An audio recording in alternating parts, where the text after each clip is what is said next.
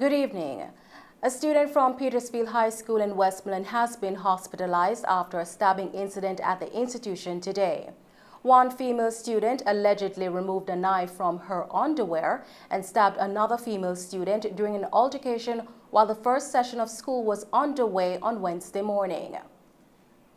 The injured student was rushed to hospital. Both students are said to be in grade 10. The remaining students were released from school at 10:30 a.m. after another fight ensued. This was later diffused. A third incident took place outside the school grounds. This was also curtailed by students. Parents were called in shortly after school was dismissed for an urgent meeting. Mighty Diamond's lead singer, Tabby Diamond, was killed in a drive-by shooting last night on McKinley Crescent in Kingston. Here's Colleen May with the details. Lead singer of stalwart reggae group Mighty Diamonds, Tabby Diamond, was among two people killed in a drive-by shooting on McKinley Crescent in Kingston last night. 3 other persons were also injured in the attack. Senior Superintendent of Police in charge of the St. Andrews South Police Division, Kirk Ricketts, said that the 67-year-old singer, whose real name is Donald Shaw, was among a group of people who were gathered at a section of the community when gunmen opened fire from a passing motor vehicle, killing Tabby Diamond and another man whose identity has not yet been released. So we're around 9:40 p.m. last night. The preliminary information we have speaks to a lone gunman walking up to a group of persons standing at a shop, opening gunfire. 5 persons were shot and injured, 2 of whom would have later succumbed to their injuries. This area has been having an issue with gang conflict for quite some time. This predates me and a number of other commanders in the division. Both the MCKINLEY, CRESCENT, the Winter Road area, they have been in a conflict for some time. And the preliminary assessment from the intelligence team is that this incident last night would have originated from a continuation of this conflict. The preliminary assessment by the intel team, we're looking at the persons who were affected by this incident last night, but whether by injury or the deceased individuals. Mr. Shaw has jumped out in this assessment because he has a son who is known in the space as a violence producer. In fact, the son is currently in our custody on a charge of murder. And as a result, trying to get a better understanding, we are looking to see if the activities of the son could have resulted in him being targeted. At this stage, my detectives are at the hospital, and I'm yet to get a brief on that. But from all indications, they're still here with us in the land that they live in. The shooting has left members of the reggae industry in shock and grief, as Tabby Diamond was known to be a staunch Rastafarian who residents say has embraced the philosophy of peace and love. That man was a great man to me, trust me. Not even to me, the world and the community. The man they help people. I grew around him from me, a baby coming up. I never hear that man they say bad about that man there, I said bad. But nobody, I always talk about good. See? The man they help people in the community, giving them children lunch money. He not deal with violence, no time, I tell you. That man just gone, so he not forgot so. That man was a great man, I can't tell you. Legend. About the man. Legend. The whole world know that. So Tabby Diamond is a trouble people. I tell you, grieve me heart, brother. You see me? Grieve me for a man like that just go so. When I get no problem. You see me? Yeah, them man they grow me. Them man they are my hell. Them man they take me out a certain thing and show me certain line and say you are swaying for move. They make me get in a trouble. You see me? Inspire youth and all them things there. You see me? And I can't go any state where I go over Jamaica. I'm driver. Anywhere I go, I'm call him. I trust nobody for driving but me. So I can't tell you how I'm staying beloved by the world. Oh, Tabby? Yeah, me tell you, say we come from picnic days, Tabby. Delamere Avenue, we come. Tabby is such a nice man. And yesterday we sit down on my part, and him come and him say, boy, I don't know why the youth them have to go on. So, at time for them come together and cry peace. Then just kill off the man and then like that. Look over Marvel, how them go all over, they go shoot up. Then can live as one command man, and him sit down and talk, and then him say, I'm go down a studio now. And him say, him counsel some youth yesterday, him counsel some youth and tell them to behave themselves, cause they make them family cry every day. You behave themselves when they sit down and talk about, and then he leave and go studio. And then this morning now, can me go market, go buy me things to sell.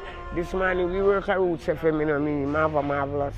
And Sister Isis called me and said, Marvelous, 3:15 this morning, and say, what happened to Tabby? I said, I don't hear it, you know. And then me call one youth, 3:15, and me call him and him say, then just shoot up Tabby, mash up him face. You see, and me tell him, say, Tabby don't deserve that. The award-winning Mighty Diamonds is responsible for some of reggae music's most memorable anthems, including Pass the Kochi, Right Time, I Need a Roof, and Heads of Government. Another resident and longtime friend of the singer, Mabel Ferguson, said that the people have lost a hero. I just here. Last week was my birthday, the 11th. And my daughter brought some things for me, but I've been in the house doing all kind of things and paying up. Last night, I was on the road and I saw my friend up there, so I said to her, that turban that you have on your ear, mine, you know, you're giving a warning. I said to her and go up the road. But this morning when I hear that the Mighty Diamonds, come on, you people who is killing people, a man like the Mighty Diamonds, he has feed this neighborhood, he has given to this neighborhood. There is nothing more for him to do to this neighborhood. Want to live out his life and you take his life? Why? Leave his children, his grandchildren, his neighbors, his friends. Come on, people. God will see with you. I am telling you, a man like Tabby Diamonds, and you disgrace him, family, and disgrace him in this manner. What he has done, to sing, to eat, to drink, to feed the neighborhood, whose belly did not full, you come to take it all? Well, take it all. I am telling you, the Mighty Diamonds, we lose a lot. I grew up with this man. And his children. I've been eating in this yard for I eat to tell my belly full. I have to leave space for other people. I want to come take him life out here? No, Tabby not do none. I want nothing for no kill Tabby Diamonds. Deputy Superintendent of Police Coleridge Minter said that heavy police presence have been placed in the area in fear of a reprisal. We have so far have a joint military presence in the area.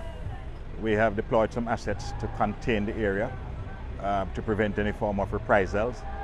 There are a number of assets in the area that we are strategically positioning at various areas.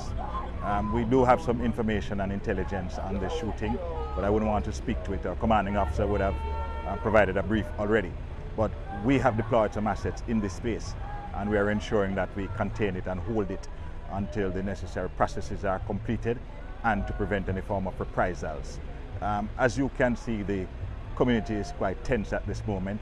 A number of the residents around are in shock and are hurting and naturally grieving openly. And so we have and are providing some intervention strategies.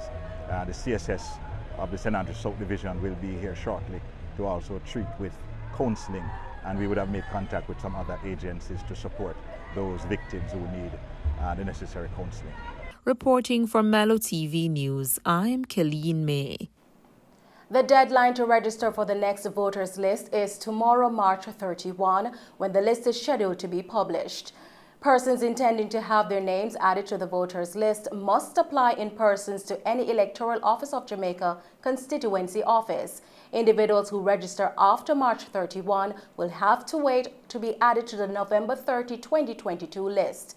Electors who meet the March 31 deadline should expect to receive their voter identification card by mid-June.